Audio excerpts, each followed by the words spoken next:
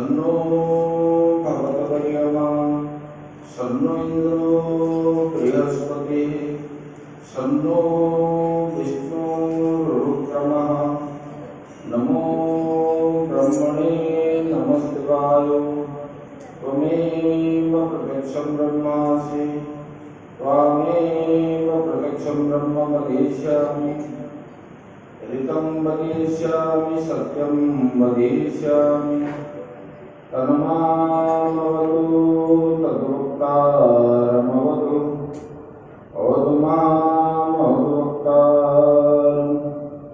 ॐ शान्ति शान्ति शान्ति। शङ्करं शङ्कराचार्यं केशवं बादरायणं सूत्रभाष्य कृतौ वन्दे भगवन्तौ पुनः पुनः। ईश्वरो गुरुरात्मेति मूर्तिभेदविभागिने व्योमवद्व्याप्तदेहाय दक्षिणामूर्तये नमः। गुरुर्ब्रह्मा गुरुर्विष्णु गुरुर्देवो महेश्वरः गुरुः साक्षात् परं ब्रह्म तस्मै श्री गुरवे नमः। शान्ताकारं भुजगशयनं पद्मनाभं सुरेशं विश्वाधारं गगनसदृशं मेघवर्णं शुभांगं लक्ष्मीकान्तं कमलनयनं योगिर्विद्यानगम्यं वन्दे विष्णुं भवभयहरं सर्वलोकैकनाथम्।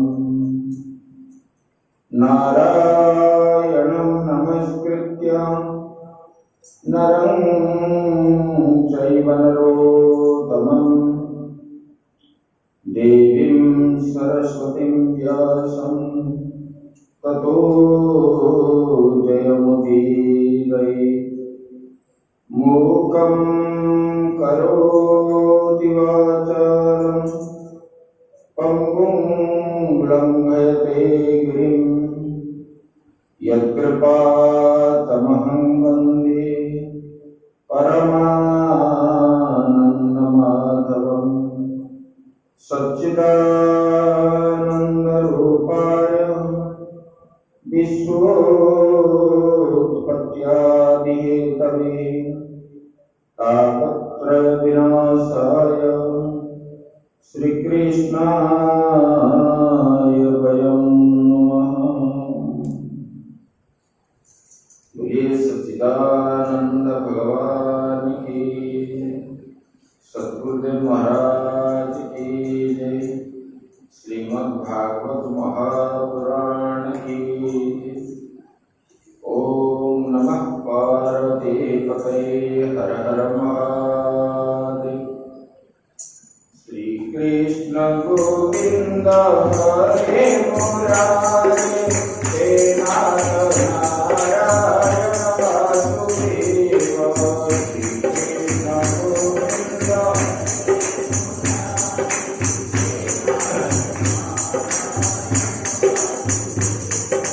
हे नाथ नारायण वासुदेव।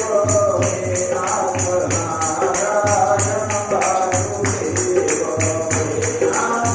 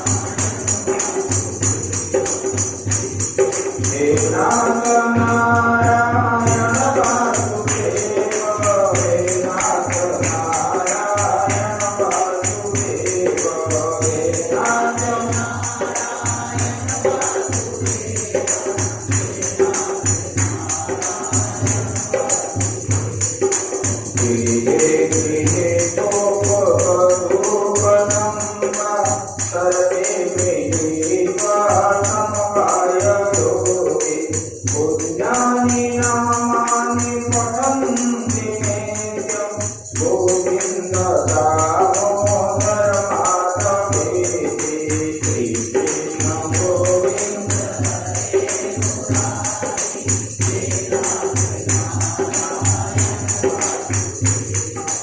हे नाथ नारायण वासुदेव हे नाथ नारायण वासुदेव हे नाथ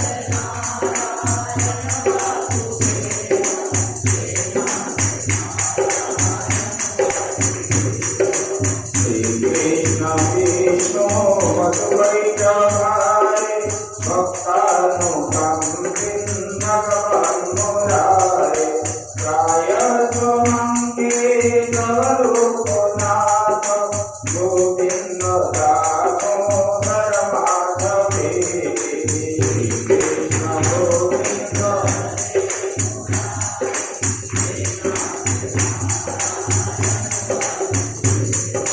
हे नाथ नारायण वासुदेव हे नाथ नारायण वासुदेव हे नाथ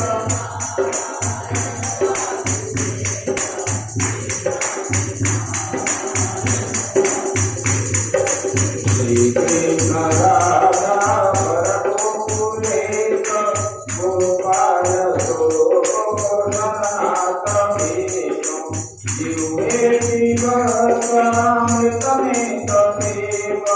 गोविन्द दामोदर माधवेति श्रीकृष्ण गोविन्द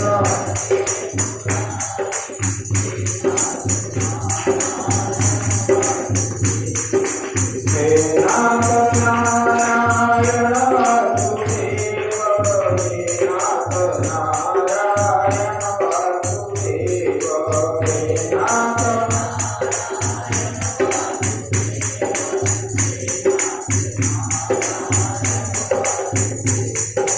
श्रीकृष्ण गोविन्द हरे मुरारे हे नाथ नारायण वासुदेव श्रीकृष्ण गोविन्द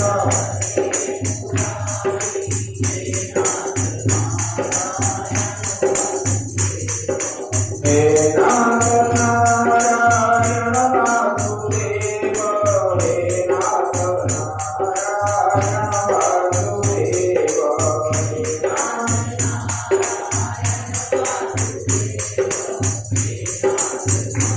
नारायण वासुदेव बोलिए सच्चिदानंद भगवान की जय।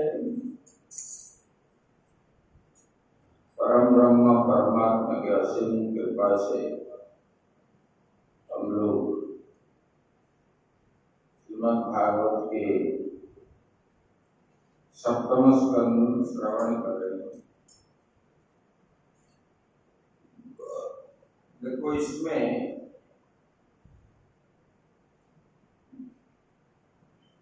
अपने पहला और दूसरा स्कंद जो है, पहला स्कंद में अधिकारी कैसे सुने हम लोग, मतलब ऐसे ग्रंथ को सुनने के लिए हमारे पास क्या होना चाहिए। परीक्षित जैसे श्रोता और सुखदेव जी जैसे वक्ता होना चाहिए।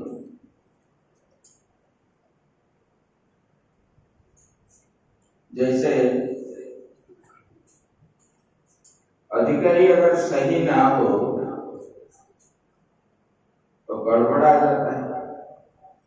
ये कार्यालय से ले आओ, कुछ चौकियां है वो कार्यालय में,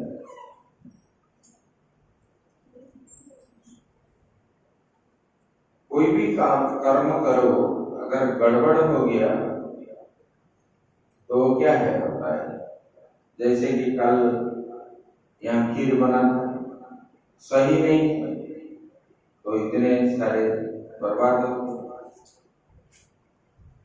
इसलिए हर चीज में पात्र होना चाहिए।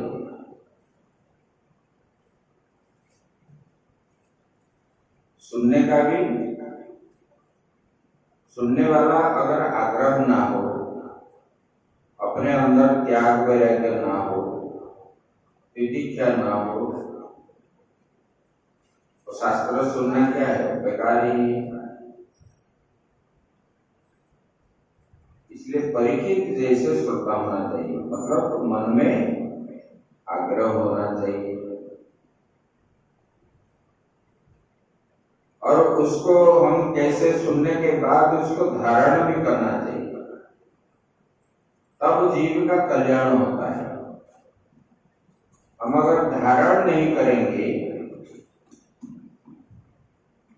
तो फिर कल्याण कैसे होगा? ऐसे। और सुखदेव जी के अंदर जैसे त्याग वैराग्य है, इसी प्रकार निष्ठा पर भाव से हमको श्रवण करना चाहिए। और वहां जो है बता दिए, जो भक्त बनता है उनका संस्कार कैसा है। जैसे कि आप लोग आजकल तो नहीं देखते, पहले जमाने में क्या देखते थे, लड़की को शादी कराना है तो उनका खानदानी देखते थे। खानदानी क्या है, भले धन संपत्ति हो या ना हो, इससे कोई मतलब नहीं। ऐसे भक्त भी जो है बनते हैं, उनका पूर्व पीढ़ी उसका संस्कार इसके ऊपर पड़ता है। तो परीक्षित महाराज जी को जब बताए तब विष्णु जी से लेकर के अर्जुन तक और इधर माताओं में उत्तरा तक उन्होंने देखे, सबके अंदर भगवान के प्रति ऐसे अटूट भक्ति, सबके अंदर। और दूसरे स्कंद में सृष्टि का कैसे उत्पन्न हुआ, और ये सृष्टि जो है, जो शास्त्र में बताया गया है, ये संसार मिथ्या है, ब्रह्म ही सत्य है, इसके बारे में बताया। फिर तीसरे स्कंद में सर्ग बता दी, मतलब सृष्टि का सर्जना कैसे हुई।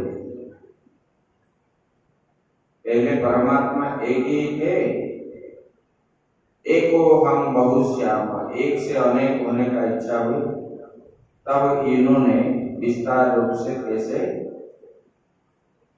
पंचमहाभूत कैसे हुए, प्रकृति कैसे उत्पन्न हुई, ये सब बताए।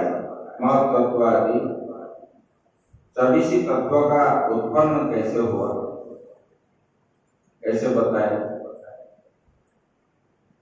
और अंत में तृतीय स्कंद में बताया गया, माता देवहूति को कपिल भगवान ने सांख्य शास्त्र का उपदेश कैसे दिए। सांख्य मतलब आत्मज्ञान का, यही 24 तत्व का उत्पन्न उसी में बताया। फिर चौथा स्कंद जो आया, उसी में सीधा बता दिए अर्थ पिपासु जो होते हैं, अर्थ चाहने वाले, परमात्मा को छोड़ करके अर्थ चाहने वाले को कैसे, उनका गति कैसे होता है, अधपतन।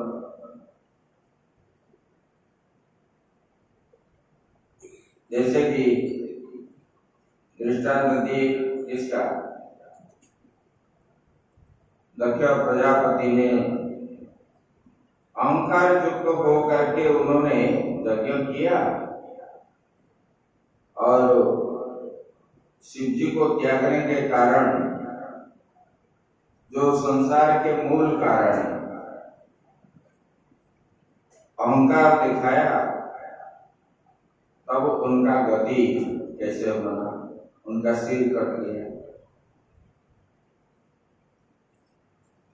फिर जो है ध्रुव के प्रसंग बताए, मतलब संसार के सब कारण बनते हैं परमात्मा, निमित्त उपादान कारण, देने वाला भी वही है, करने वाला भी वही है, कराने वाला भी वही है। जो निष्ठा के साथ परमात्मा का शरण ले लेता है उसको परमात्मा साक्षात दर्शन देते हैं। ये ध्रुव प्रसंग में बता दिए। फिर 5वां स्कंद में ऋषभ देव जी का अवतार बताए, मतलब उन्होंने उपदेश किए, वो तो स्वयं परमात्मा का अवतार ही है ऋषभ देव। संसार में परमात्मा के अतिरिक्त और कोई दूसरी वस्तु है ही नहीं, ये उपदेश देने लगे अपने पुत्रों को। और उनके पुत्रों ने विश्वास करके राजा भरत ने परमात्मा का ही आश्रय लेकर के जंगल में गए, और जंगल जाने के बाद फिर संसार में जब आसक्ति हुए, उनका गति कैसे होगी, मृगजनी उनको प्राप्त हुआ। ये दृष्टांत के माध्यम में एक एक स्कंद में बताया। फिर 6ठा स्कंद में बता दिए कितना बड़ा पापी भी हो, कैसे भी कर्म करे, उन्होंने अंत में परमात्मा का नाम लेने पर उनको जो है सद्गति कैसे प्राप्ति होगी। अजामिल का उपाख्यान बताए। पापी से पापी होकर भी उन्होंने अंत में, भगवान ने यहाँ सिद्ध कर दिया अपना वचन, अंत काले च मामेव स्वरन् मुक्त्वा कलेवरम्। अंतिम समय में मेरा नाम जो स्मरण करता है, चाहे शत्रु रूप में हो, चाहे मित्र रूप में हो, चाहे पुत्र रूप में हो, चाहे पुत्री के रूप में हो, किसी भी रूप में हो, मेरा नाम जो लेता है अंत में वो मुझे ही प्राप्त होता है।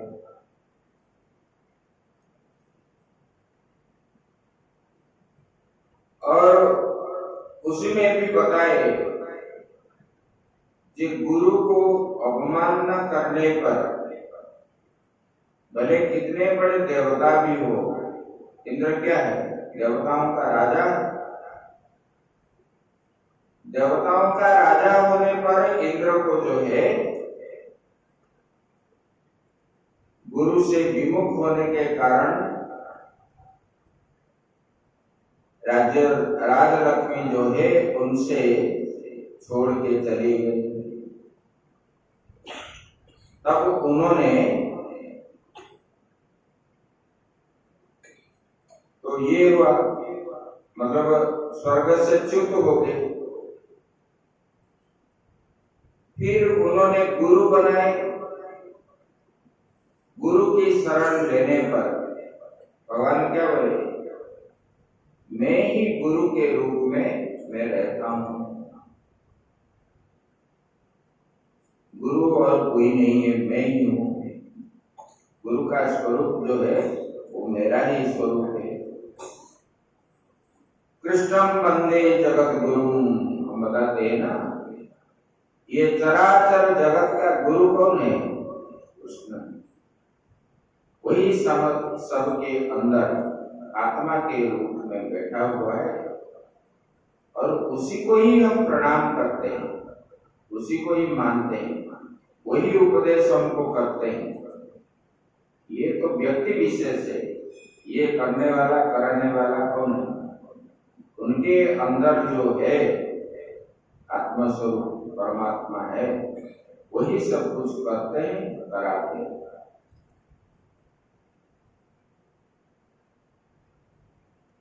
तो फिर इंद्र को उपदेश जब प्राप्त हुआ गुरु का, तब उन्होंने फिर जो है स्वर्ग का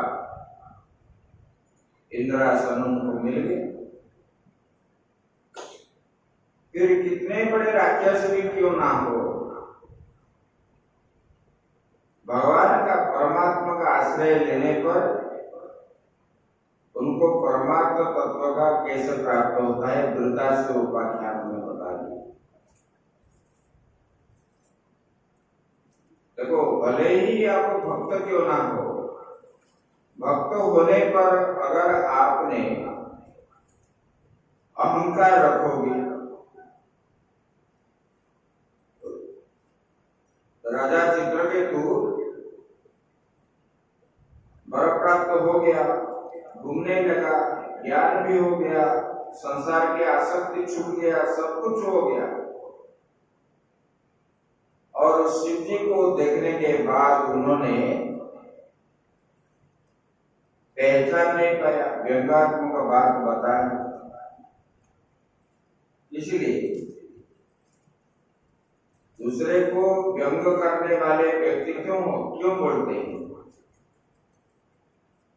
वो समझते हैं कि मुझे ही सब कुछ मालूम है, इसलिए वो व्यंग करते हैं। अहंकार होने के कारण उसको जो है फिर राक्षस योनि में जाना पड़ा, माता पार्वती के श्राप से। ये सब शिक्षा उद्धव से मिलेगी। ये जो 7वां स्कंद है, इसमें बता रहे हैं परमात्मा का आश्रय उम्र नहीं देखा जाता है। जितने भी कम उम्र में लोग इतना साधन हमारा सफल हो पाएगा। तब प्रहलाद का दीप प्रहलाद जी बताएंगे, ये यहां तक हमारा अभी चला। हिरण्यकशिपु ने युधिष्ठिर महाराज ने पूछे कि भगवान आपने तो बताया था, कहाँ? राजस्वीय यज्ञ में। ये हिरण्याक्ष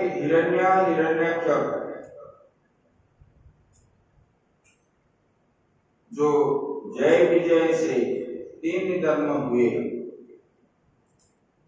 हिरण्याक्ष का तो वध हो गया। तब ये हिरण्यकशिपु गया कहाँ? उसके ऊपर बता रहे हैं।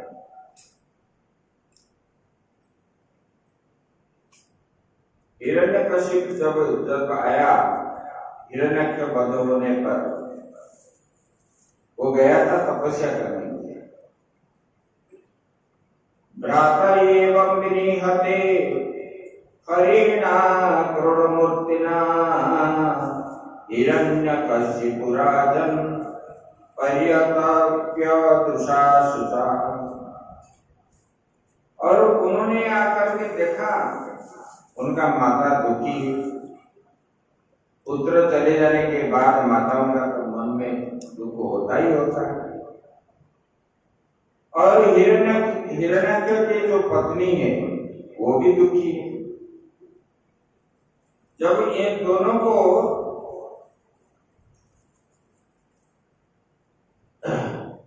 हिरण्यकशिपु को जब देखे, ये दोनों ने रोने लगे।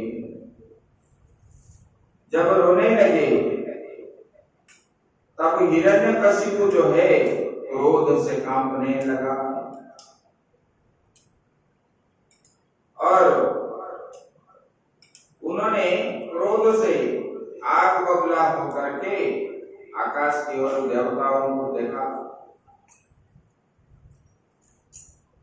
उसी समय उनका जो है विकराल रूप दिखाया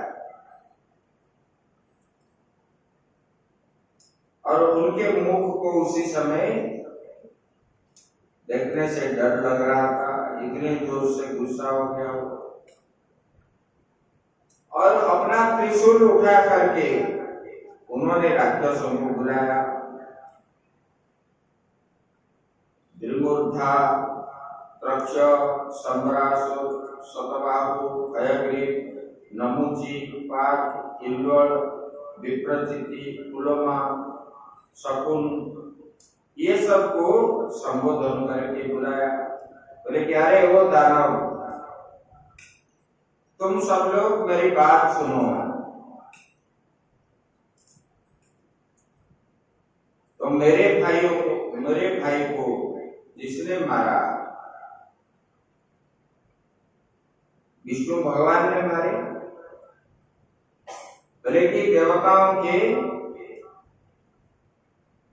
कहते पर हमको जब जब देवताओं के पर विपत्ति आता है तब जो है भगवान विष्णु ने राक्षसों को वध करते हैं।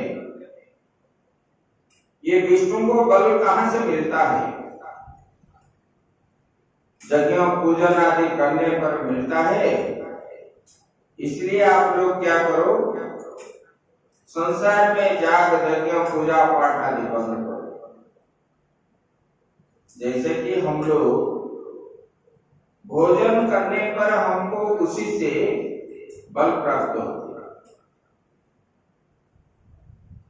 ये देवताओं को भी मंत्र हम उच्चारण करेंगे तो मंत्र से उनको बल प्राप्त होता है।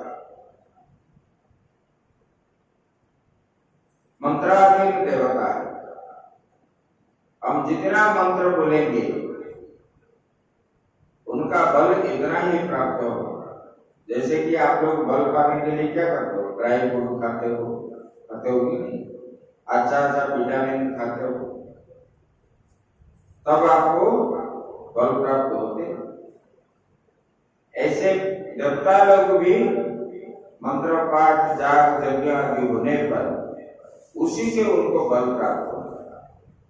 और जब ये बंद हो जाता है तब अधर्म फैल जाता है, क्योंकि अधर्म का बल बढ़ जाता है।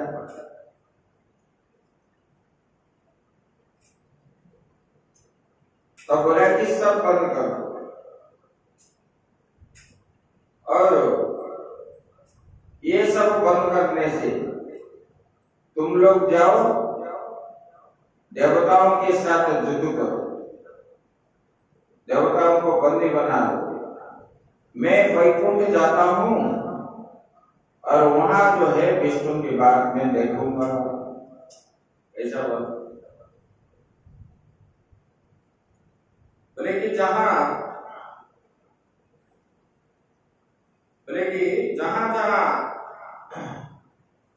यत्र यत्र द्विजा गावो वेदा पन्नाश्रम क्रिया तम तम जनपदम यात संदीपयत दृश्यत। बोले कि जहां द्विजा मतलब ब्राह्मण वेद पाठ आदि करते हैं और गाय और वेद वर्णाश्रम और धर्म कर्म हो, बोले कि उसी देशों में तुम लोग जाओ, उन्हें क्या करो, जला दो,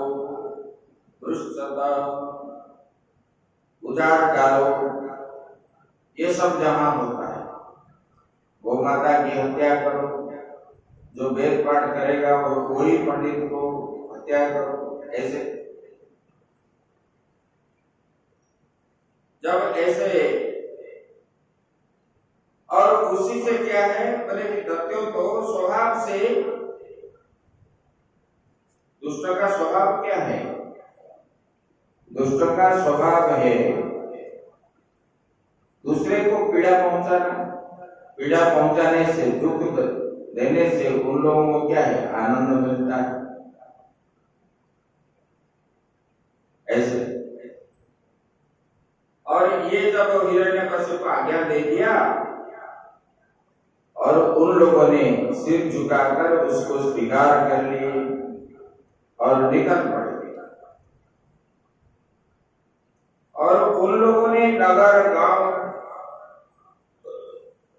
और गौओं के रहने का स्थान, बगीचा, खेत, टहलने का स्थान, ऋषियों के आश्रम, ये सब जाकर के उजाड़ दिए।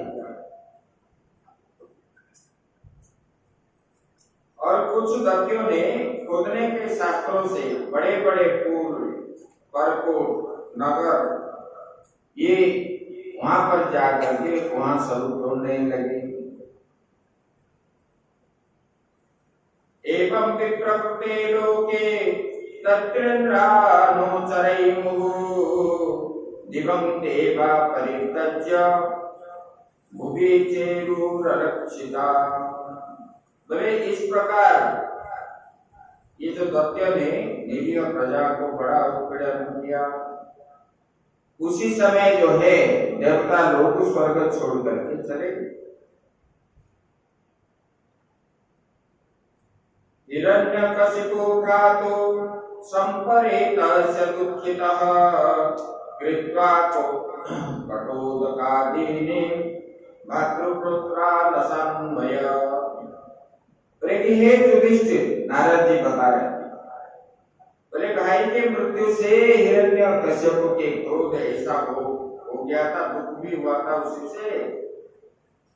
बोले कि उनके अंत्येष्टि क्रिया छुट्टी पाली, तब ये शकुनी, संबर, दृष्ट, भूत संतापन, मृग और कालनाग, महानाग, ये सब उनके भतीजे, मतलब हिरण्याक्ष के पुत्र थे। इनको सांत्वना दिया और हिरण्याक्ष की पत्नी को भी और दीदी को सांत्वना देकर के इस बात बोलने लगा। देखो, इधर क्रोध करके सबको उपदेश किया कि जाओ सब हत्या करो, वेद ब्राह्मण आदि। इधर उनके माता और मातृपत्नी को उन्होंने उपदेश कर रहा है आत्मा के बारे में। कैसे कर रहा है देखो। अम्बा हे बुध पुत्र वीरं महार्थ शोचितुं रिपुरोऽपि मुखे श्राद्य सुराणं पद ईप्सित। हे मेरी प्यारी माँ, बहू और पुत्रों, सुनो मैं क्या बताता हूं। हिरण्यक्ष के लिए आप लोग जो है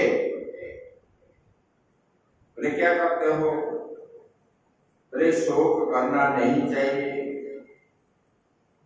बोले वीर पुरुष जो है, लेकिन वो चाहता है कि लड़ाई के मैदान में ही अपने शत्रु के सामने उसका जो है प्राण त्याग करे।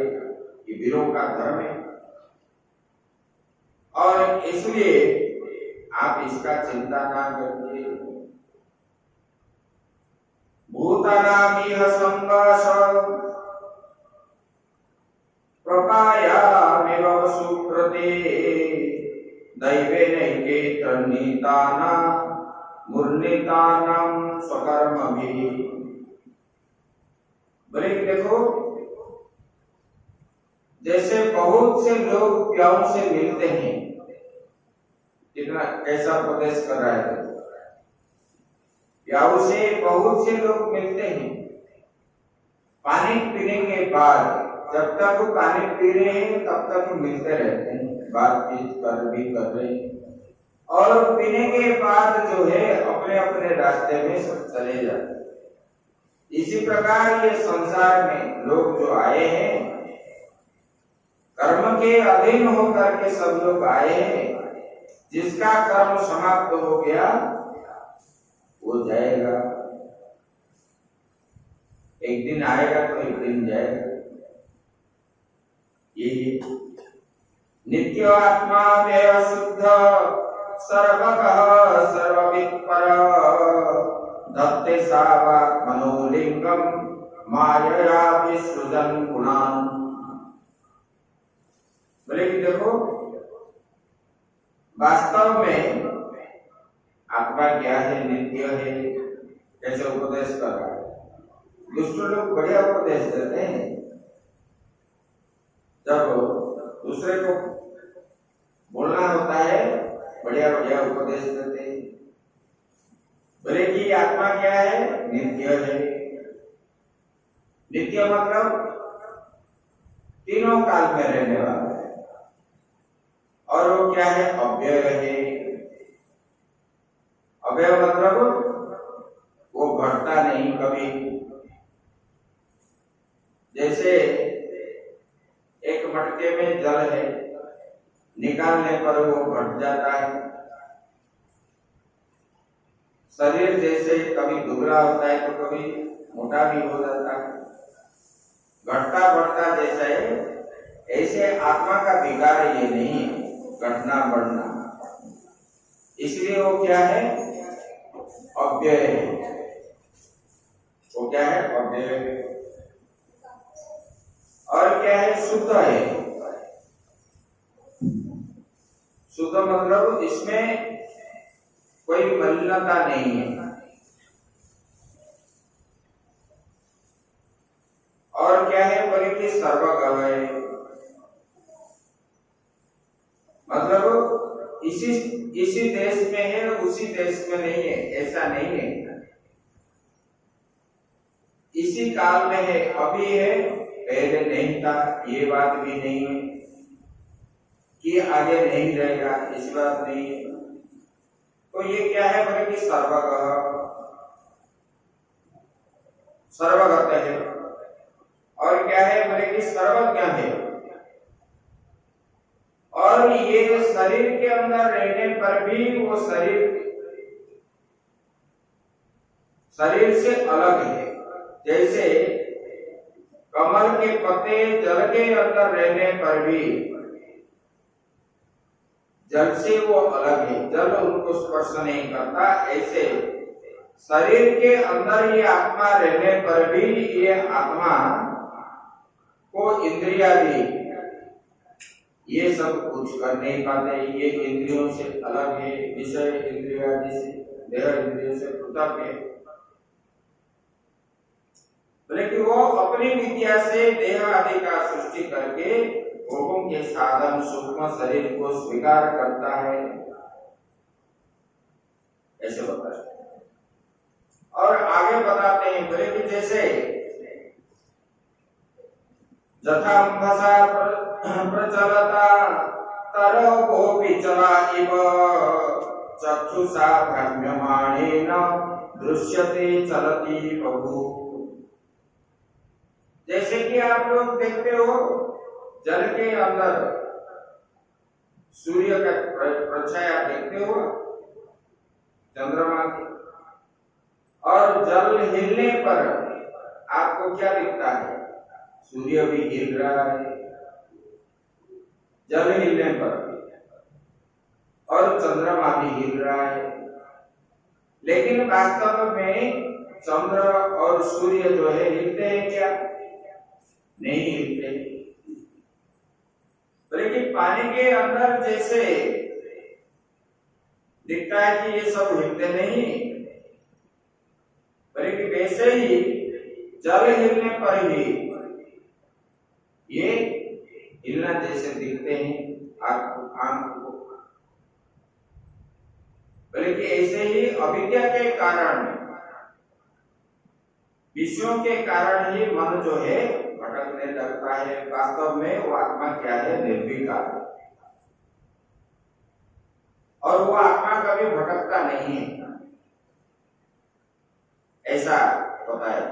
बोले कि उसका जो है स्थूल और सूक्ष्म शरीर से कोई भी संबंध नहीं रहता, उन्होंने ऐसे बता दिया। और आगे बोले संभवश्च विनाशश्च शोकश्च विविधस्मृत अविवेकश्च चिन्ता च विवेका स्मृतिरेव च। बोले कि ये जो है संभव विनाश, संभव मतलब उत्पन्न होना, जन्म लेना, और विनाश मतलब मृत्यु। ये जन्म मृत्यु, अनेक प्रकार के शोक, अविवेक, चिंता, ये विवेक की विस्मृति, विवेक की विस्मृति, ये अज्ञान के कारण ही ये शोक मोह आदि लोगों को होता है। वास्तव में आत्मा कभी मरता नहीं है। ऐसे उन्होंने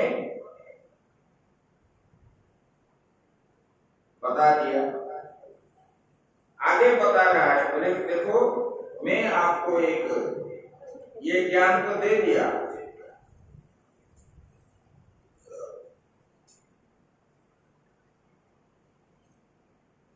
उन्होंने ये उपदेश दे तो दिया,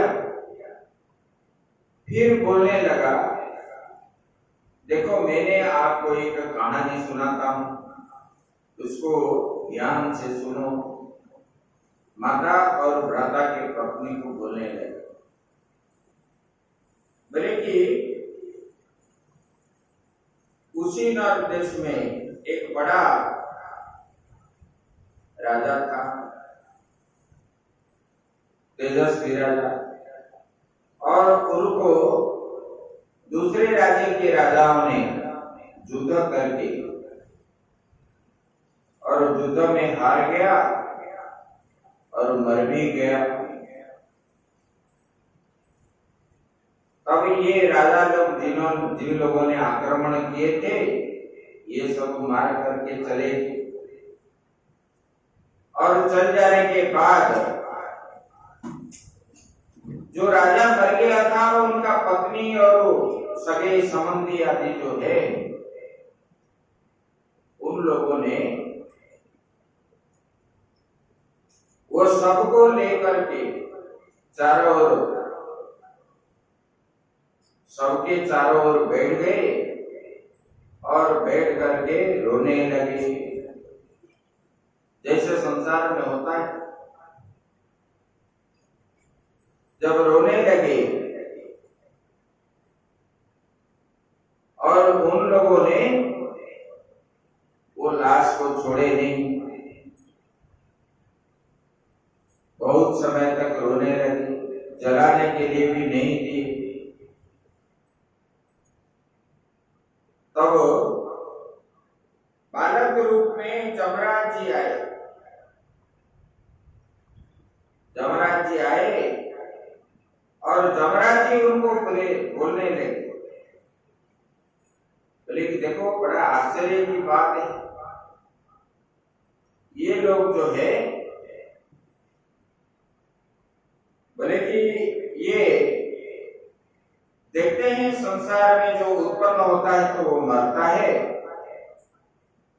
दूसरे लोग भी मरते हैं, सब लोग देखते हैं, फिर भी ये कितना मूढ़ है। बोले कि ये इनके लाश को पकड़ करके कैसे रो रहे, वो तो जहां से आया था वहां चला गया, ये लोग नहीं जानते।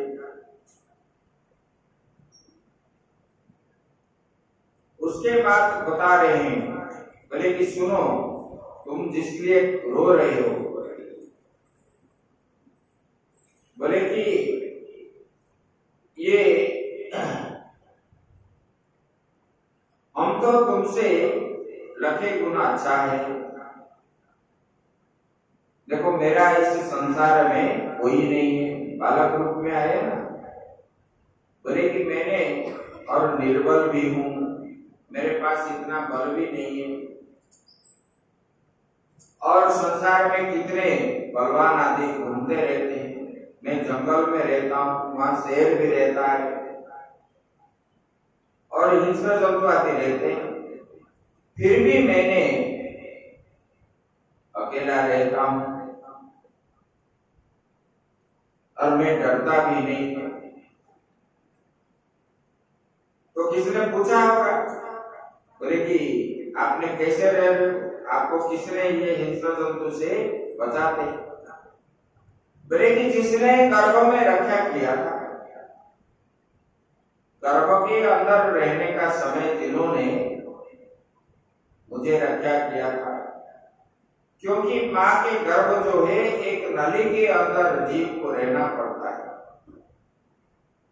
और उनको वहां नरक यंत्रणा भोगता रहता है और उसी कष्ट में जो है मैं रहा था, उसी समय जिन्होंने मुझे रक्षा किया था और वही मेरा रक्षा करता है, ऐसे बोले। और आगे बताते हैं, बोले देखो अनुकूल हो तो रास्ते में गिरी हुई वस्तु भी जैसे तैसे पड़ा रहता है। मान लो कि आपका कोई अंगूठा या झुमका ये सब गिर जाता है ना, अगर आपका भाग्य अच्छा है तो रास्ता में फिर आप लौट के जब आते हो मालूम पड़ता है तो मिल भी जाता है, और भाग्य साथ नहीं दिया तो घर में तिजोरी में रहा हुआ वस्तु भी गुम हो जाता है। आप जो है लकर में भी आप रखे, लेकिन भाग्य ने साथ नहीं दिया तो वो लक्ष्मी क्या करते हैं, चले भी जाते हैं। ऐसा बताते हैं। बोले कि हे रानियों, प्राणियों की मृत्यु जो है अपने कर्म वासना के अनुसार ही समय पर होती है और उनका जन्म भी समय के अनुसार है। जैसे कि वर्षा ऋतु आने पर आप धान लगाते हो तो धान होता है। अभी अगर आप गेहूं लगाओगे होगा नहीं होगा, ऐसे तो होगा, लेकिन जैसे ठंडी में होते इस प्रकार नहीं होगा। जैसे बीज के अनुसार पेड़ पौधे आदि बनते हैं, ऐसे भी समय के अनुसार ही, मतलब जो कर्म के अनुसार ही, अपना कर्म के अनुसार ही अपना जन्म मृत्यु आदि होते हैं।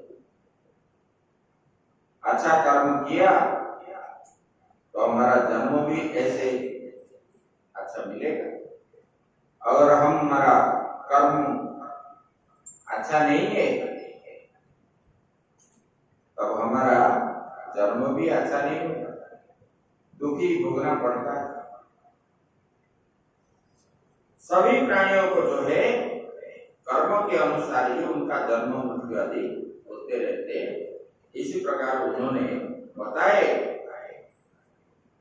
और आगे बताया कि देखो जैसे मनुष्य अपने मकान को अपने से अलग मानता है, मेरा मकान बोलता है, मैं मकान नहीं बोलता, मतलब मेरे मकान से मैं अलग हूं। भले कि ये मिट्टी का ही समझता है घर को, ये मिट्टी से बनी हुई है, ज्ञानी लोग यही समझते हैं। भले कि वैसे ही ये शरीर भी अलग है, मिट्टी जैसे अलग है, ये आत्मा से ये शरीर अलग है। आत्मा कभी मरता नहीं है, जमराज जी ने बताया। उनको ऐसे उन्होंने दिए और उपदेश देने के बाद उन्होंने फिर बताया, बोले कि तुम लोग जो शोक कर रहे हो, बोले कि सुजज्ञ नाम का शरीर तो तुम्हारे सामने पड़ा है, फिर तुम क्यों रो रहे हो? आप जो रो रहे हो, जो आदमी के लिए तुम रो रहे हो वो तो पड़ा है, फिर क्यों रोते हो? तो बोले कि जब तक सूक्ष्म शरीर मन के साथ ये पंच प्राण चला जाता है, सांस जब बंद हो जाता है तब आप क्या करते हो, रोते हो। जब तक सांस चलता है तब तक आप रोते नहीं, और वो तो मरता नहीं है।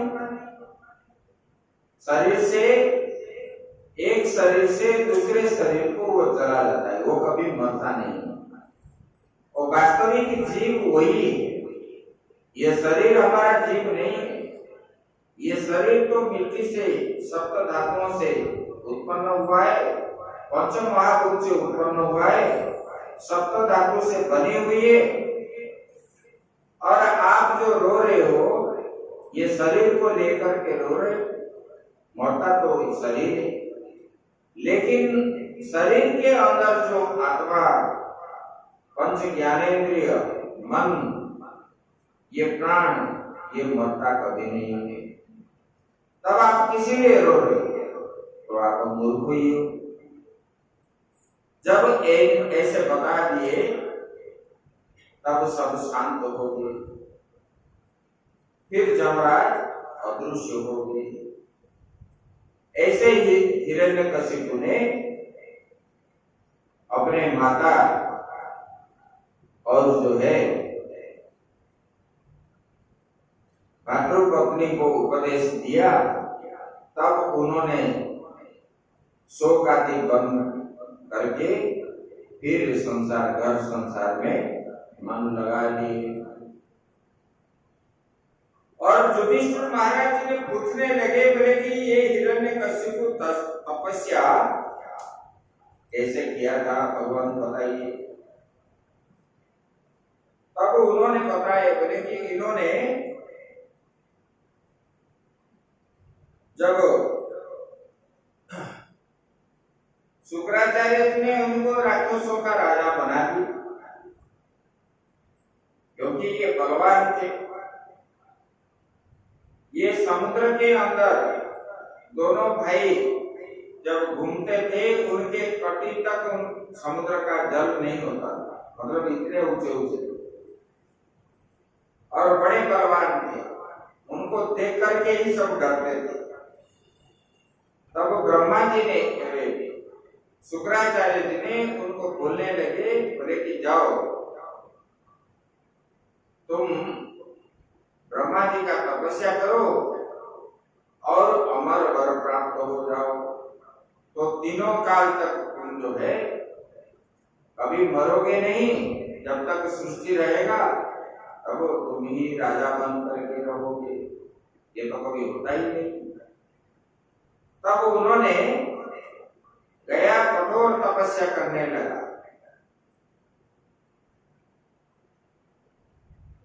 और दीर्घ काल तक उन्होंने खड़े होकर के तपस्या किया। वहां बावी बन गया और उनके तपस्या के तेज से एक अग्नि निकली। वो अग्नि के ताप से सारा संसार, त्रिभुवन जो है सहन कर ना सका। तब हाहाकार मच गया। तब देवताओं ने स्वर्ग में रह नहीं पाए और जाकर के ब्रह्मा जी के शरण में भी, भगवान इससे हमको बचाइए। और ब्रह्मा जी का उन्होंने आराधना किया था। ब्रह्मा जी ने जान गए ये लोगों ने किस लिए रो रहे हैं। तो ब्रह्मा जी हिरण्यकशिपु जहां तपस्या कर रहा था वहां पर जाके पहुंचे। पहुंचने के बाद चारों ओर देखे तो हिरण्यकशिपु दिखाई नहीं दे रहा। ओम ब्रह्मदेवाय नमः यही आवाज सुनाई पड़ता है, लेकिन दिखता नहीं। तब देखे तो एक स्थान पर बावी बन गया। तब ब्रह्मा जी ने अपने कमंडल से उनको जो है जल छिड़का, और जैसे ब्रह्मा जी का जल छिटा तब जो है और खड़े हो गए। और ब्रह्मा जी बोलने लगे, बोले कि हे हिरण्यकशिपु उठो, तुम्हारा कल्याण हो, बोले कि हे कश्यप नंदन, अभी तुम्हारा तपस्या जो है सिद्ध होगी, मैं तुम्हें वर देने के लिए आया हूं, तुम्हारी जो इच्छा हो उस वर मांगो। ऐसे, और मैंने देखा आपको इतने दिन तक जो तपस्या किया, आपका बल जो है धैर्य बड़ा है, बहुत कष्ट सहन करके मुझे आपने जो है संतोष किया, तब मैंने प्रसन्न होकर के आपके सामने आया हूं। बोले कि आप वर मांगो।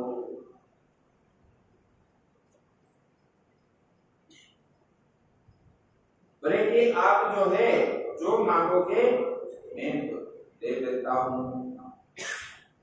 तब हिरण्यकशिपु ने उनको बोलने लगा,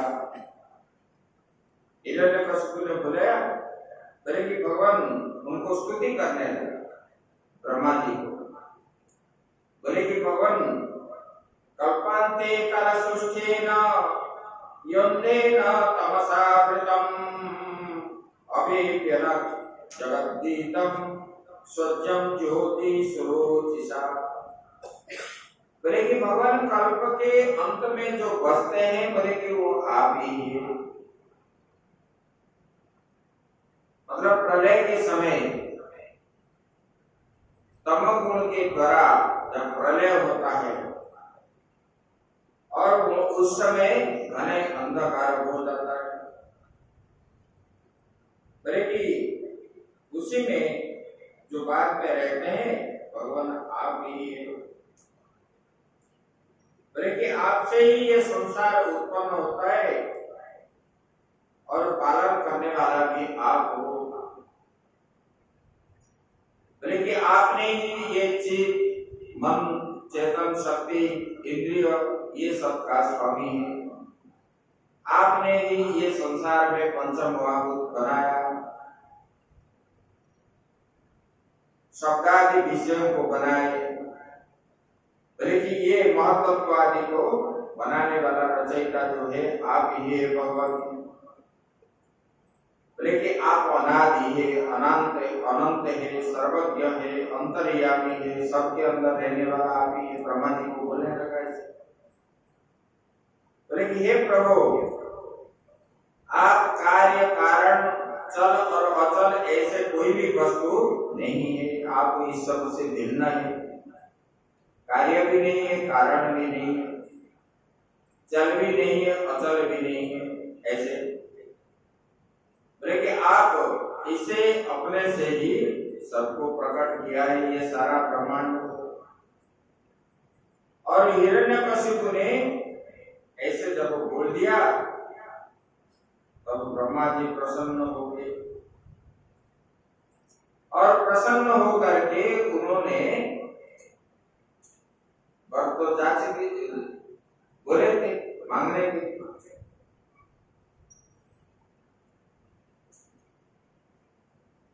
वही कुछ कुर्सियां हैं गुजराते हैं ना सामने। बोले कि तब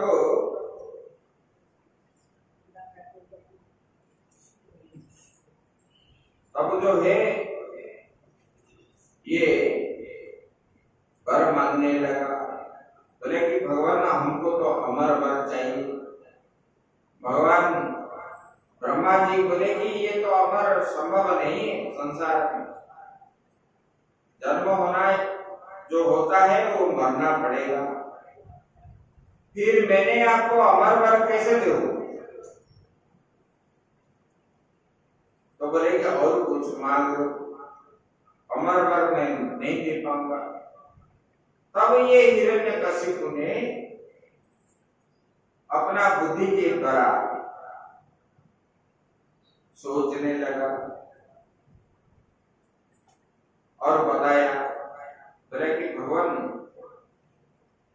मैं दिन में मरूं ना रात्रि में मरूं, मतलब ऐसे उन्होंने तर्क लगाया जैसे कि मुझे कोई भी मार नहीं पाएगा। दिन में नहीं मरूंगा, रात्रि में भी नहीं मरूंगा, और अस्त्र शस्त्र के द्वारा मैं नहीं मरूंगा। कोई भी अस्त्र शस्त्र जो है मुझे स्पर्श नहीं कर पाएगा,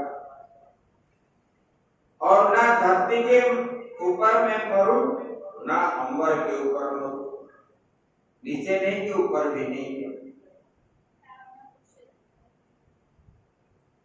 और क्या है, ना दिन में मरूं ना रात में मरूं। तब ब्रह्मा जी बोले कि आप जो चाहते हो इसी प्रकार ही हो जाएगा। तब बोला कि देखो मैं तो ब्रह्मा जी से जीत गया, हंसने लगा और बोला कि देखो मेरा शरीर कैसा वज्र के समान है, मुझे कोई भी मार नहीं पाएगा। अज्ञानी लोग क्या बोलते हैं, ऐसा ही बोलते हैं, खुश हो जाते हैं।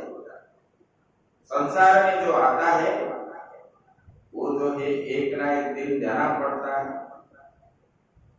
कोई भी चिरस्थायी यहाँ रह नहीं रहे। अज्ञान के कारण ही लोग लड़ाई झगड़ा आदि करते हैं, ये मेरा है, ये मेरा है, ये तेरा है। भले कि इस प्रकार उनको वर प्राप्त हुआ और हिरण्यकशिपु का अत्याचार बढ़ने लगा, अधर्म करने लगा, सबको मारने लगा, और उन्होंने ये संसार का ईश्वर बन गया। लोग इनको जो है भगवान जैसे मानने लगे। जबरदस्त बोला मुझे ही भगवान मानो। राक्षसों ने बोले कि हमारा हिरण्यकशिपु भगवान है। अभी जैसे लोगों ने बोलते हैं ना, मीडिया में सुनते हो कि नहीं, हमारे यही भगवान है, नेताओं को लेकर।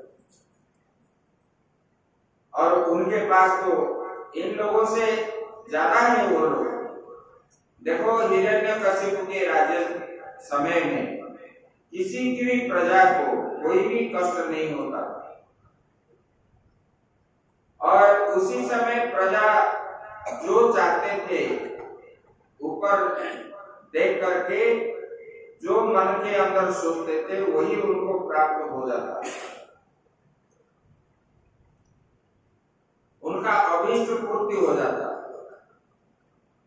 अभाव नहीं रहा। ऐसे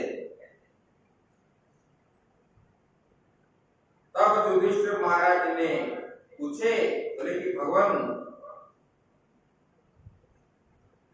ये ऐसे राक्षस के अंदर इनके पुत्र जो प्रहलाद है भगवान का भक्त कैसे बन गया। तब प्रहलाद के बारे में जब प्रश्न पूछे तब बताया,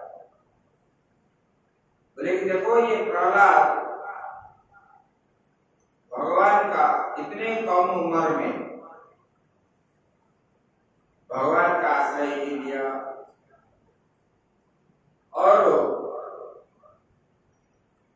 उन्होंने भगवान जो है उन्होंने सोच रहे हैं भगवान मुझे आलिंगन कर रहे हैं। ऐसे प्रहलाद जी का भावना ऐसा ही, मैं भगवान के गोद में ही बैठा हूं। ये और मेरे अंदर भी बाहर भी वही परमात्मा ही है, ऐसे उन्होंने सोच रहे।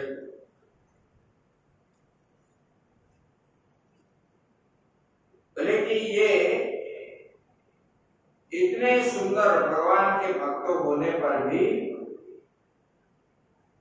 उनको प्रहलाद उनका तो पुत्र है, फिर उनको मारने के लिए क्यों चाहा।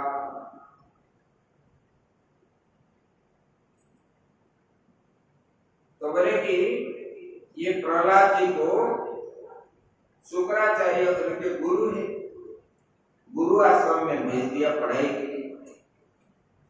जब पढ़ाई के लिए भेज दिया,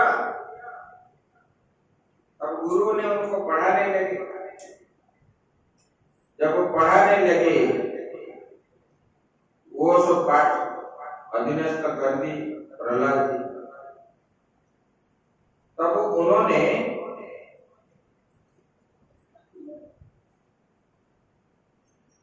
कुछ दिनों के बाद गुरुपुत्रों ने सोचने लगे, इनको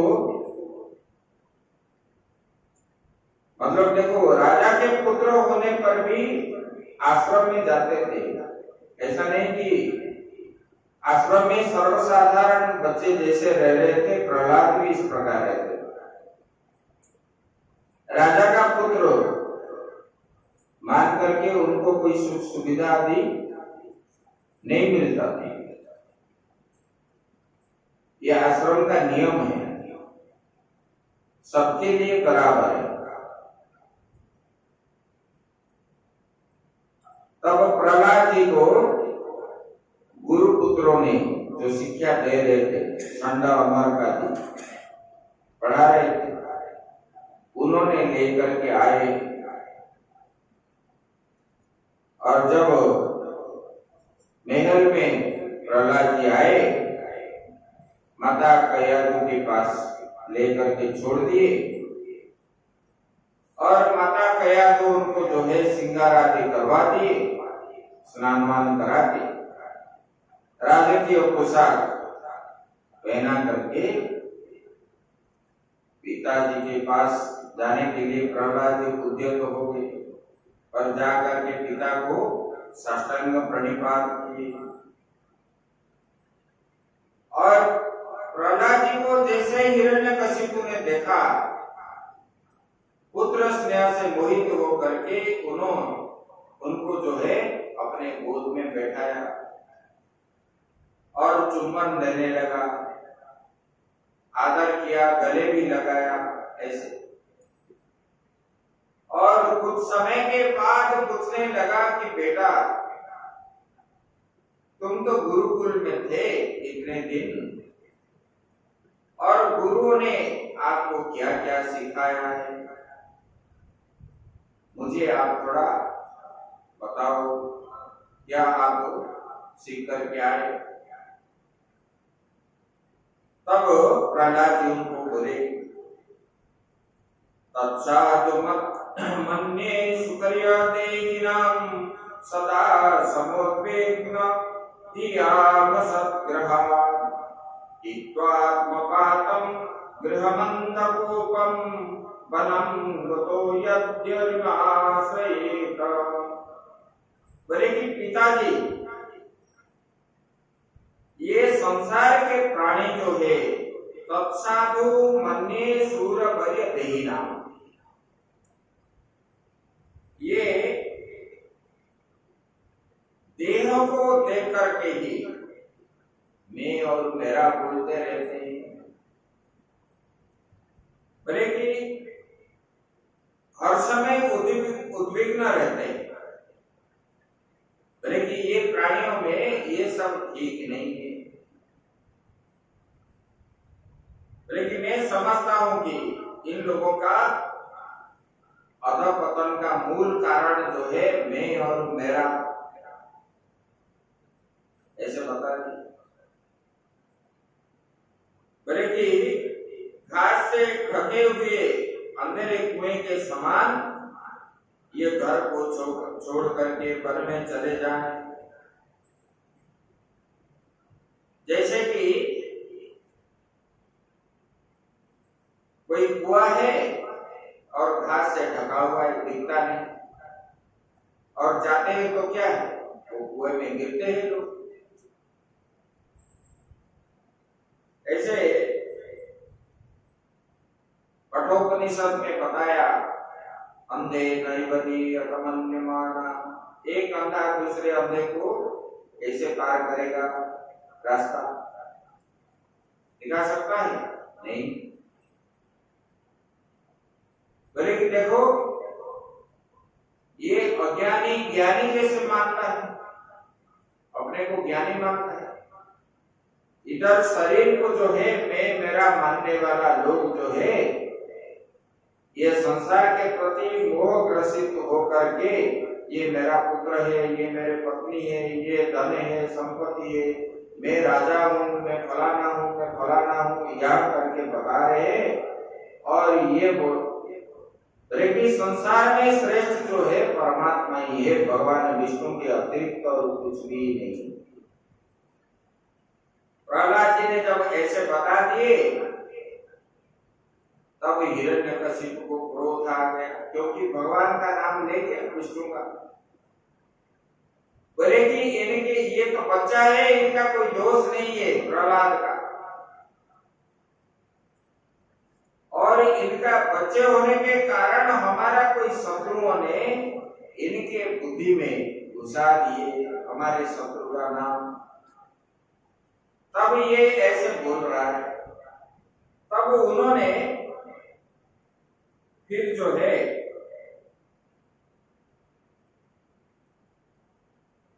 बुलाए अपने गुरुपुत्रों, बोले कि आप लोगों ने षंड और अमर को बुलाया और डांट फटकार कर किया। बोले कि मैंने तो इनको भेजा था आप इनको आसुरी विद्या शिक्षा देने के लिए, और हमारा शत्रु का नाम इनके मुख से निकल रहा है, कैसे शिक्षा दी आप लोग। और राजा के इस बात पर जो है गुरुओं ने कांपने लगे, क्योंकि कहीं दंड न मिल जाए। बोले कि जब ये जो है बोले कि ठीक है, गुरुपुत्रों ने बोलने लगे हमने तो इसे सिखाया नहीं, और वो कैसे बोल रहा है अभी तो हम आगे देखेंगे और ये गलती नहीं होगा। तब प्रहलाद जी को लेकर के संडामर फिर आश्रम चले, और वहां लेकर के उन्होंने कुशला कुशली करके प्रहलाद जी को पूछने लगे। बोले कि हे प्रहलाद,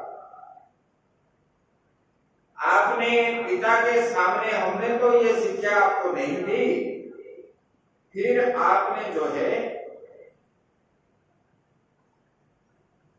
कैसे ये बताया। तब उन्होंने बोले देखो बातों, बोले कि ऐसा है कोई किसी को कुछ नहीं करता है, जो करने वाला कराने वाला वो अंदर बैठा हुआ है। आप जो समझते हो मैं कर दिया, मैंने सिखा दिया, ये नहीं होता है। बोले कि जिनका अंतःकरण जैसे बनी हुई है उसी हिसाब से वो चलता है। जैसे हम नींबू लगाते हैं तो नींबू का पेड़ बनता है, आम का पेड़ नहीं बनेगा। अंकुर जैसा है पेड़ ऐसे बनेगा। बीज के अंदर जो अंकुर है ये अंकुर जैसा है वैसा ही पेड़ बनेगा और कुछ नहीं है।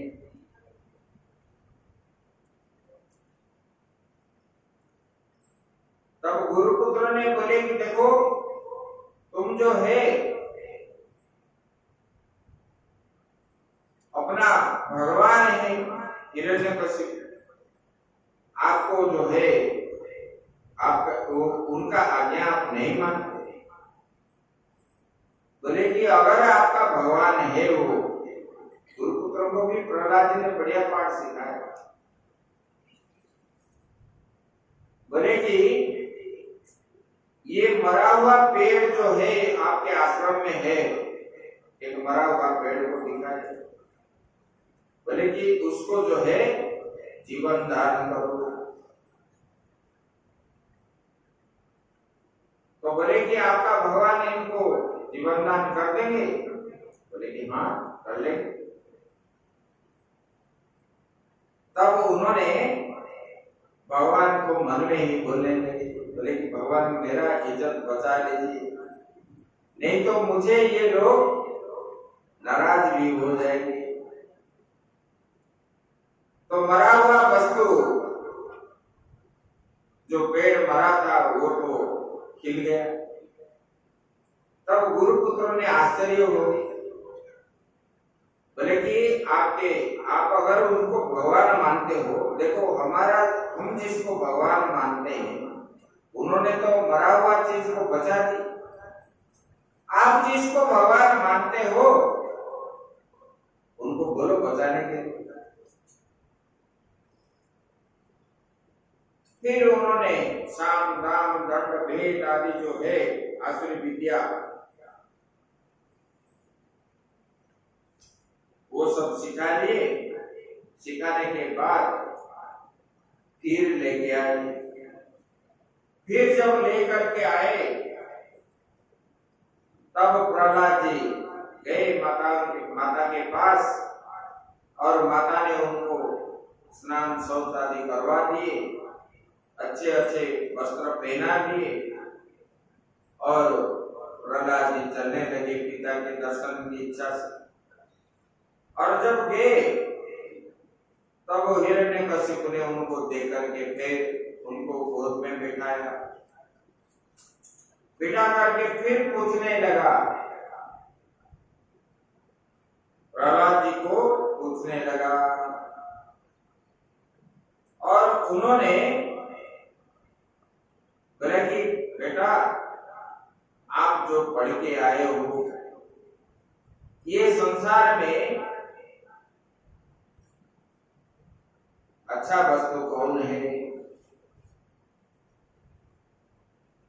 और हिरण्यकशिपु सोच रहा था कि वो बोलेगा कि आप ही है,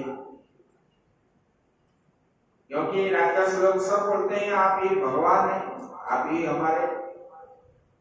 तो उन्होंने ये सोच रहा था, लेकिन प्रहलाद जी बोले कि पिताजी श्रवणम कीर्तनम विष्णुर स्मरणम पाद सेवनम अर्चनम वंदनम दास्यम सख्य आत्मा निवेदनम। बोले कि ये चराचर जगत का बनाने वाला है, पालन करने वाला, संहार करने वाला वही परमात्मा विष्णु है। और ये संसार में मोहित होकर के जैसे पाप पुण्य आदि कर्म लोग करते हैं,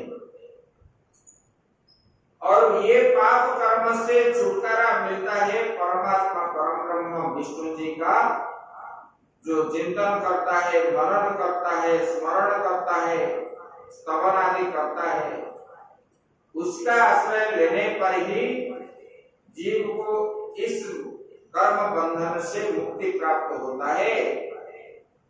उसी भगवान का कथा का श्रवण करना चाहिए, कीर्तन करना चाहिए, स्मरण करना चाहिए, पाद सेवा करना चाहिए, अर्चन मतलब पूजा आदि करना चाहिए, वंदना आदि स्तुति पाठ आदि उनके सामने करना चाहिए, और उन्हीं को ही भगवान मान करके दास्य भाव से मैं इनका सेवक हूँ ऐसा मान करके सख्य आत्मनिवेदन सखा भी करना चाहिए। अपने को उनके श्री चरणों में जो अर्पण करता है वही संसार में सबसे श्रेष्ठ साधन है। पिताजी ऐसे जब बता दिया, अपने गोद से उठा करके नीचे पटक दिया, बोले कि ये तो मेरा शत्रु है प्रहलाद। तब राक्षसों को आदेश दे दिया, बोले कि हे राक्षसों वीरो, एक काम करो, ये मेरा शत्रु ही है, मेरा शत्रु का नाम लेकर के उच्चारण कर रहा है और उनका स्तुति गान हमारे राज्यसभा में कर रहा है, इनको हत्या कर। तब सब राक्षस जो है अपना अस्त्र शस्त्र लेकर के आए प्रहलाद को मारने के लिए, और राज्यसभा में बड़े बड़े तलवार लेकर के आए मारने के लिए। तो प्रहलाद जी और कुछ बोले नहीं, और उन्होंने जैसे मारने के लिए आए वो अपने आप ऐसे खड़े रहे चुपचाप हो करके, और भगवान का द्वादशाक्षर नाम लेते रहे, ओम नमो भगवते वासुदेवाय। जब वो बोलते रहे तब जो है उन्होंने अस्त्र चलाए और प्रहलाद जी को स्पर्श नहीं किया, तो सब लोग आश्चर्य हो गए।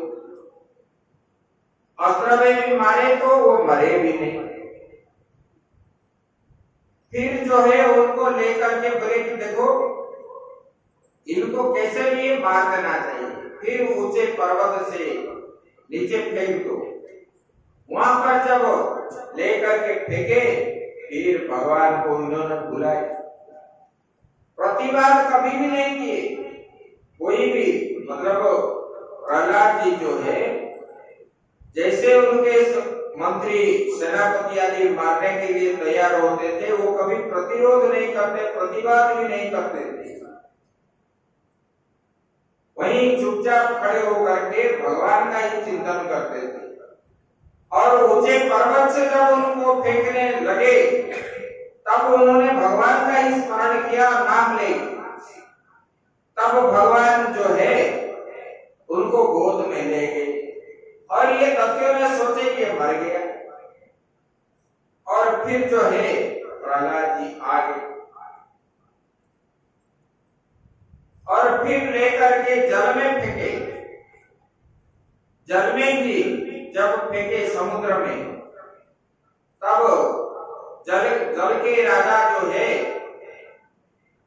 वो रत्नाकर है, और उन्होंने प्रहलाद को गोद में ले ली,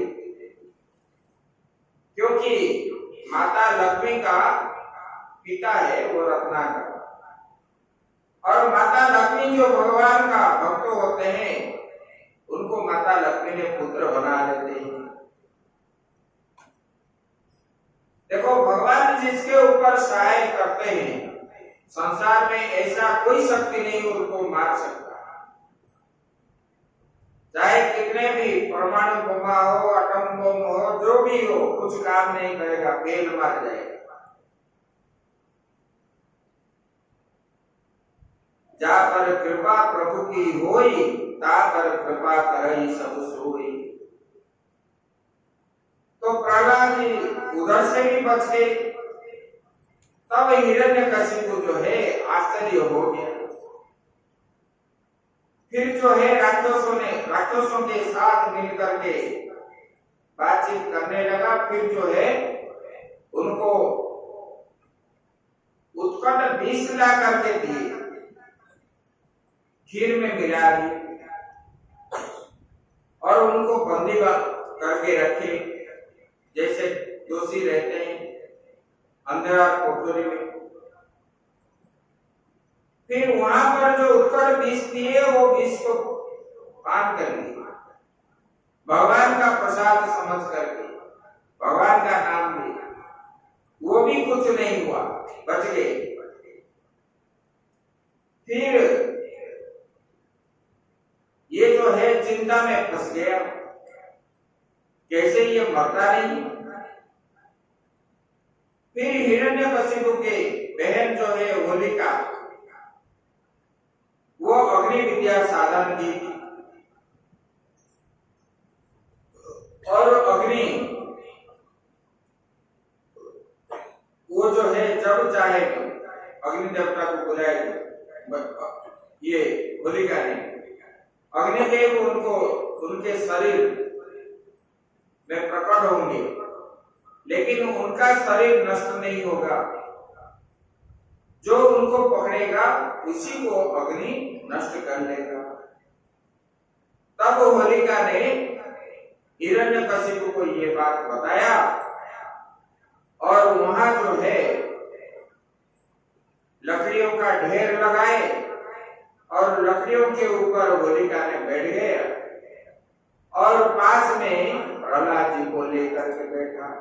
बोले कि ए भैया, ये अग्नि जलने पर मुझे स्पर्श नहीं करे, लेकिन ये प्रहलाद जल करके यहाँ राख हो जाए। बोले कि हाँ ये सही है। तब होलिका ने वहां बैठ गई और आग लगा दी।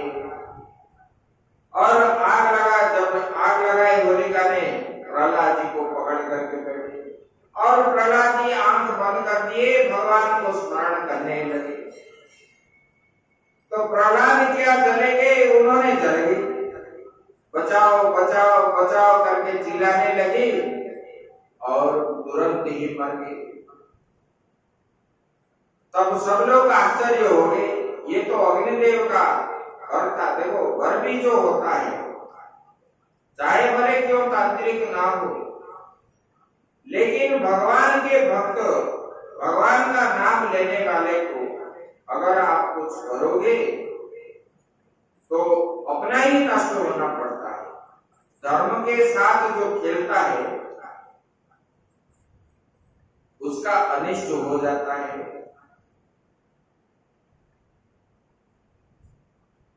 तब ये अग्नि से बच गए। फिर जो है हिंस्र पशुओं के पास भी छोड़ दी, हाथी से भी कुचलवाए और कुछ नहीं हुआ प्रहलाद जी को।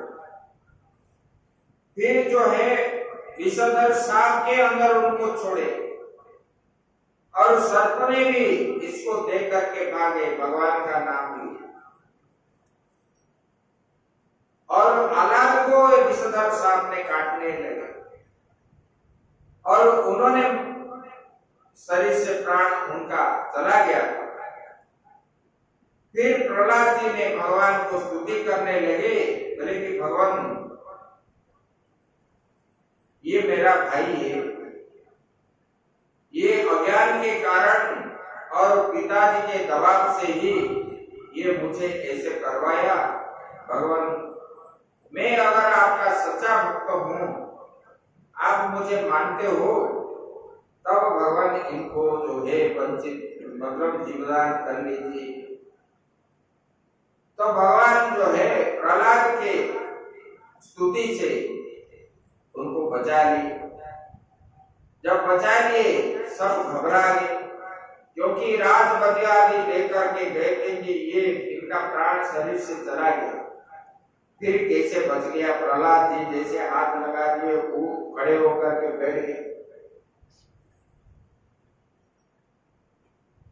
प्रहलाद जी का जितने जितने कार्य है सब आश्चर्यचकित हो गए। तब जो है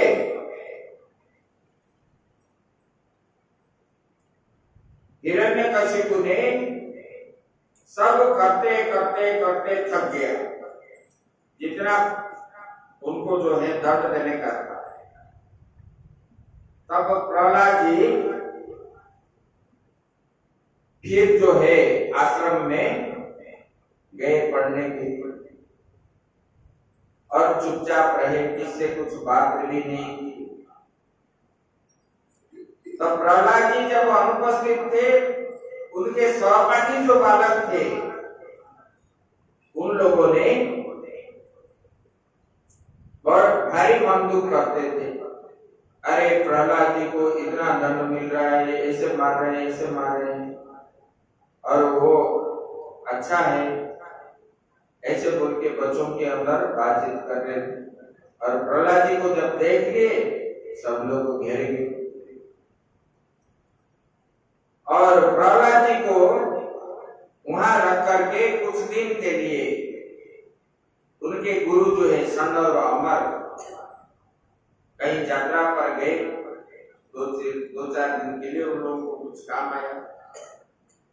तब ये राक्षस बालकों ने उनके पास घेर लिए और उनको पूछने लगे, बोले कि देखो प्रहलाद, आप जो कर्म कर रहे हो बड़ा चमत्कारी है, और आपको मारने के लिए हिरण्यकशिपु आपके पिताजी जो है कितने प्रकार के प्रयास किए, आप कैसे बच जाते हो?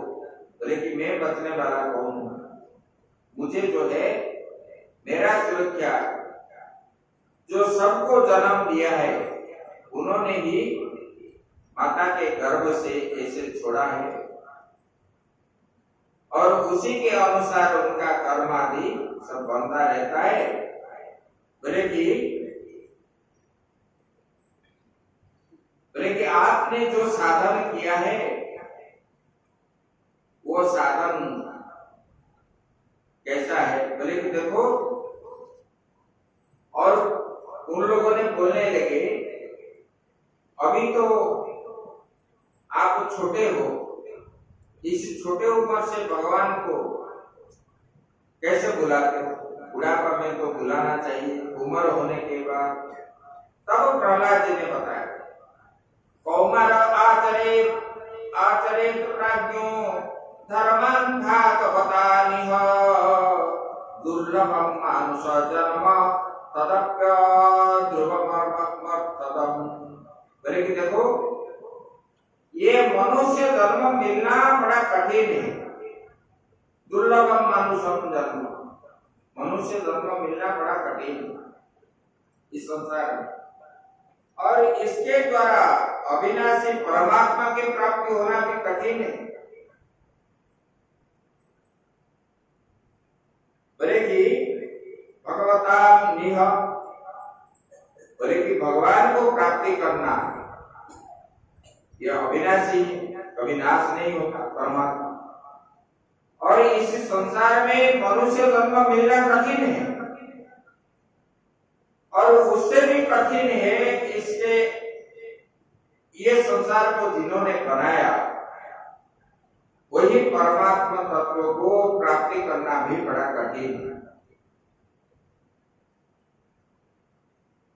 और ये शरीर मिला है भगवत प्राप्ति के लिए, ऐसा नहीं कि खाए पिए विषयों को भोग करे, पशु जैसा जीवन यापन करे। प्रहलाद जी ऐसे असुर बालक को बता रहे बोले कि इसलिए कौमारम, कुमार अवस्था में होगी, इसको कोई उम्र नहीं है, क्योंकि बुढ़ापा में साधन नहीं हो पाएगा, हम बैठ नहीं पाएंगे, बोल नहीं पाएंगे, आंख को दिखेगा नहीं, साधन नहीं होता है बुढ़ापा में।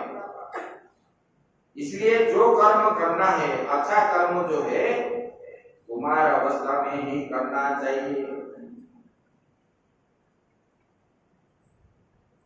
जथा हि पुरुषस्येह विष्णु पाद पसर्पणम् यदेष सर्वभूतानां प्रिय आत्मेश्वर सुहृत्। बोले कि हे असुर बालक, बोले कि देखो, इस मनुष्य जन्म में बोले कि तथा ही पुरुषस्येह विष्णु पाद उपसमर्पणम्, भगवान के श्री चरणों में समर्पण होना चाहिए, शरण लेना ही चाहिए। बोले कि ये जीवन की एकमात्र सफलता है, और किसी के शरण लोगे कुछ मिलेगा ही नहीं, क्योंकि ये सारे संसार में जितने सारे पदार्थ हैं सबका अधिपति जो है परमात्मा है, इनसे अतिरिक्त और कोई नहीं है, किसी के पास नहीं है। सब तो भीख मंगा है, कोई 5 रुपया मांगता है तो कोई 500 करोड़ मांगता है। जो मांगने वाला वही भिखारी होते हैं, और देने वाला जो है, आप क्या भजन बोलते हो? दाता एक राम दुनिया सारे भिखारी बोलते हो। एक देने वाला जो है भिखारी सारी दुनिया, दाता एक राम। देने वाला जो है वही परमात्मा है, ये सारा संसार जो है भिखारी है। प्रहलाद जी यही बता रहे, बोले देखो, बोले कि उन्होंने भगवान का शरण लेना एकमात्र ही ये है। बोले कि क्यों? ना वो सब प्राणियों के स्वामी है, सबके अंदर निवास करने वाला वही आत्मा के रूप में, इसलिए उनका शरण लेना चाहिए। सुखमेन्द्रियकम दत्या देह योगेन देहिनां सर्वत्र लभ्यते दैवात् यथा दुःखमयं ततः। बोले कि देखो, बोले कि हे भाइयों, आप सुनो मैं जो बता रहा हूं। बोले कि सुखम इंद्रियकम दत्या, बोले कि इंद्रियों से जो सुख मिल जाता है वो तो जीव चाहे जिस जोनी में रहे उसी में इंद्रियों सुख मिलेगा। खाने पीने में आप जो हम लोग आनंद लेते हैं, हम मनुष्य जोनी में ये मिलता है, पशु पक्षी कीट पतंग आदि जोनी में भी यही सब सारे चीज इंद्रियों का सुख सब जोनी में प्राप्त होता है। लेकिन दूसरे जोनी में परमात्मा की जो प्राप्ति करने का माध्यम ये मनुष्य शरीर में है, दूसरे जोनी में नहीं मिलता है। मनुष्य के द्वारा ही, ये मनुष्य शरीर प्राप्त होने से ही आप जो है भगवान का स्तुति कर सकते हो, पूजा अर्चना कर सकते हो, साधन कर सकते हो। दूसरे शरीर में भगवान की साधना नहीं हो सकती। बोले कि ऐसे, बोले कि वो जो है हमारा भय को जो मिटाने वाले वही परमात्मा है, सबके अंदर में रहते हैं और ज्ञान का प्रकाश जो है अंदर में रह करके देने वाला वही है। लेकिन हम जो है उनके पास नहीं पहुंचते। जैसे आपको भय लगता है तो संसार में आप पुलिस थाने पहुंचते, चौकी पहुंचते, तो पुलिस वाले आपको अभयदान देते हैं। लेकिन ऐसे परमात्मा इस संसार में, संसार की जो दुख है, दुख का निवारण करने वाला वही परमात्मा ही है और उनसे अतिरिक्त और कोई नहीं है। को गृहे सुकुमार सत्ता महात्मा नम जितेन्द्रिय स्नेह पाशै दृढ़ैर्बद्ध मुत्सहित विमोचितुम। बोले कि हे दत्य बालकों, जिसके इंद्रियां बस में नहीं है, इंद्रिया अपने बस में नहीं रखते लोग, इसलिए उनका मन क्या होता है, विषयों की ओर दौड़ता रहता है, भागता है। यहीं जाएंगे वहां जाएंगे वहां जाएंगे, एक जगह में बैठ नहीं पाते। बोले ऐसा कौन सा पुरुषार्थ होगा जो घर गृहस्थी आसक्त और माया ममता की मजबूत फांसी से फंसे हुए अपने आप को जो है छुड़ाने का साहस कर सकता है। बोले कि ये जीव जो है सब आसक्ति में फंसा हुआ है और ये आसक्ति को सच मान करके बैठने के कारण ये संसार का आसक्ति छोड़ नहीं पाता। मैं और मेरा, ये मेरा घर है, ये मेरा धन है, ये पोता है, ये पोती है, इस आसक्ति से ही वो घिरा हुआ है। इसलिए ये नर्क को ज्यादा चाहता है, ऐसा बताया।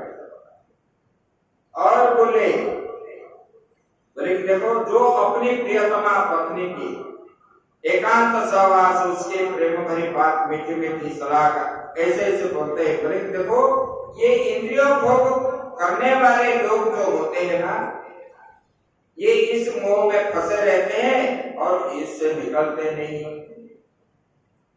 लेकिन जो जितेंद्रिय है, यजेता के संस्कृति, वो कर्म के द्वारा ऐसे निष्काम कर्म करते करते करते वो क्या होते हैं, जितेंद्रिय बन जाते हैं, इंद्रियों को जीत लेते हैं। निष्काम कर्म करते करते एक दिन में नहीं होगा, दीर्घ काल तक आप क्या है 10-15 दिन भगवान के पास आ जाओगे, बोलोगे कि मैं तो सुबह शाम हो जाते हैं और भगवान जो है मेरा दुख निवृत्ति नहीं करते।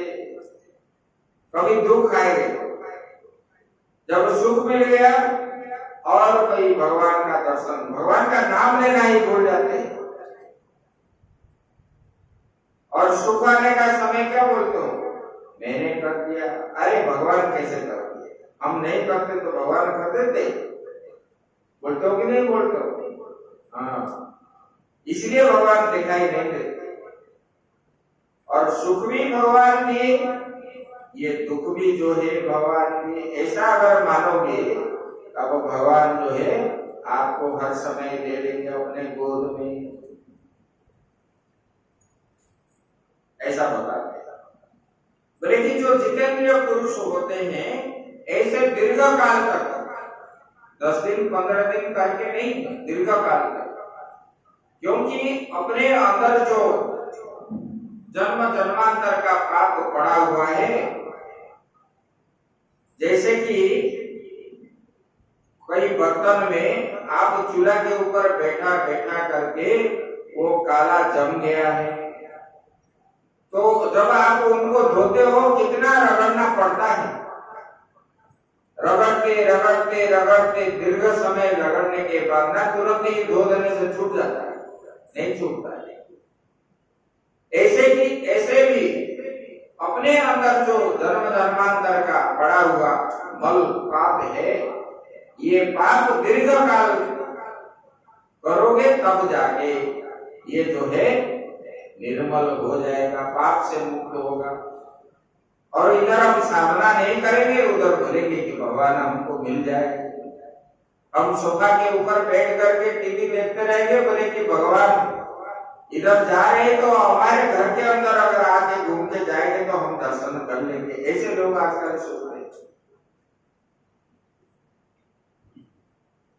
दिल्ली में, बड़े बड़े शहर में भगवान का जुलूस निकलता है ना होली के समय, वहां लोग बाहर भी नहीं आएंगे देखने के, वो अंदर सोचते हैं भगवान आकर के हमको दर्शन दे, हम भगवान से बड़े पैसे वाले हैं, हमारा उपाधि है, हम राष्ट्रपति ऑफिस में काम कर रहे हैं, कोई प्रधानमंत्री के ऑफिस में काम कर रहे हैं, अब हमको इतना तनख्वाह मिल रहा है, बोलते कि नहीं बोलते?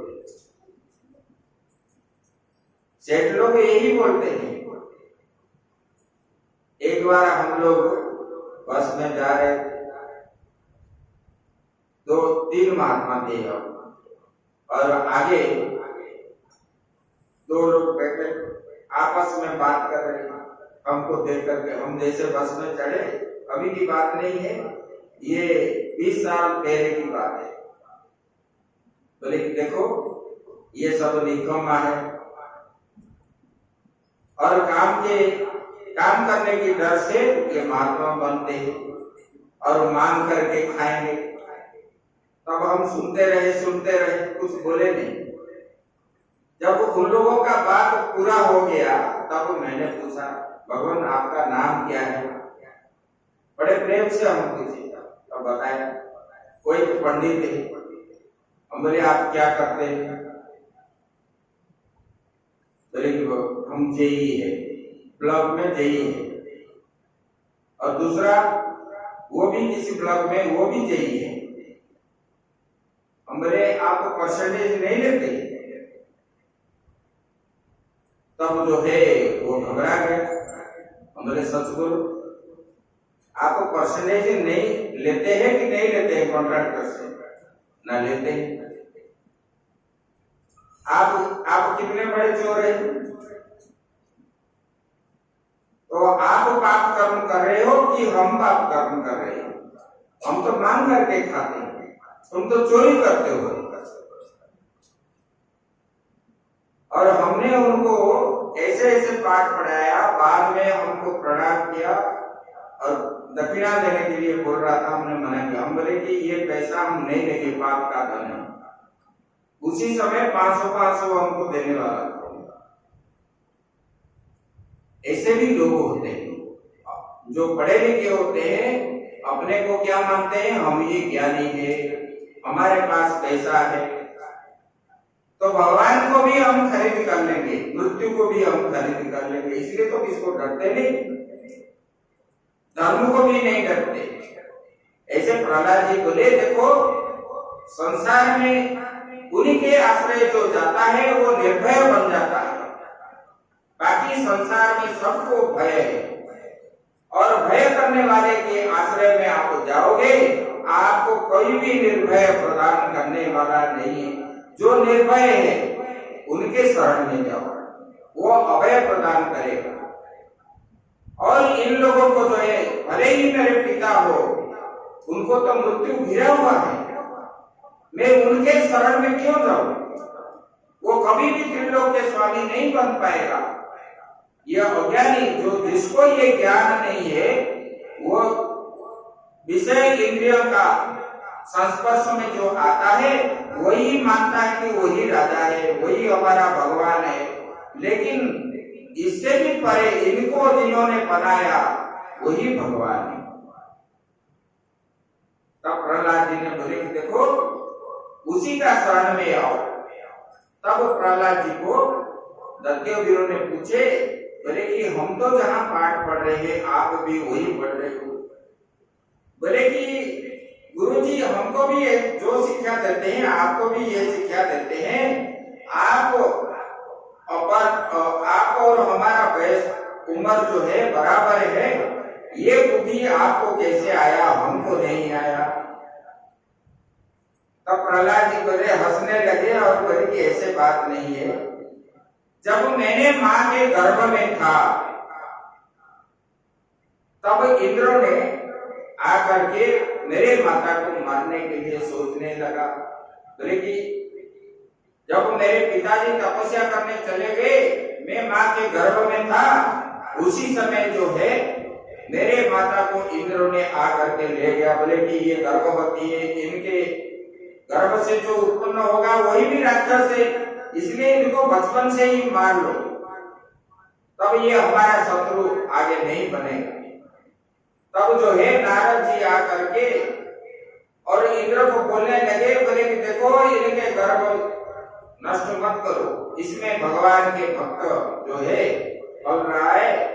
और नारद जी इंद्र को बोल करके माता जी को छुड़ा लिए और अपने आश्रम में ले गए। बोले कि वहां लेकर के नारद जी ने मैं जिस समय गर्भ में था मेरे माता को उपदेश देने लगे, क्योंकि महात्मा लोग जहां भी रहेंगे कुछ पठन पाठन नहीं चलेगा तो महात्मा रह नहीं पाएंगे, स्वभाव है उन लोगों का। क्योंकि ज्ञान का चर्चा हो, कहीं भी रहो, घर में भी रहो, कम से कम आधा घंटा 1 घंटा शास्त्र की चर्चा हो, भगवान की चर्चा हो। घर में जिस घर में सत्संग नहीं है वो घर नहीं है। तो ये है, तो नारद जी मेरे माता को जो उपदेश किए हुए हैं और मेरे माता को ये स्मृति नहीं रही, लेकिन क्योंकि मेरे माता का साधन भी इतना उत्कृष्ट नहीं थी, इसलिए उनके पास ये विद्या नहीं रहा और मेरे पास रहा। और जन्म होने के बाद नारद जी ने मुझे उपदेश किए। नारद जी उनको जो है प्राणायाम आदि योग विद्या आदि सब सिखाए, तब नारद जी से मैं ये प्राप्त किया था। ये यहाँ का नहीं है, अपने गुरुओं को ये विद्या मालूम नहीं है, वो बता भी नहीं पाएंगे। तब ऐसे बोलने लगे, आगे की बात जो है हम कल करेंगे। ओम पूर्णमदः पूर्णमिदं पूर्णात् पूर्णमुदच्यते पूर्णस्य पूर्णमादाय पूर्णमेवावशिष्यते। ओम शांति शांति शांति। श्री राम जय राम।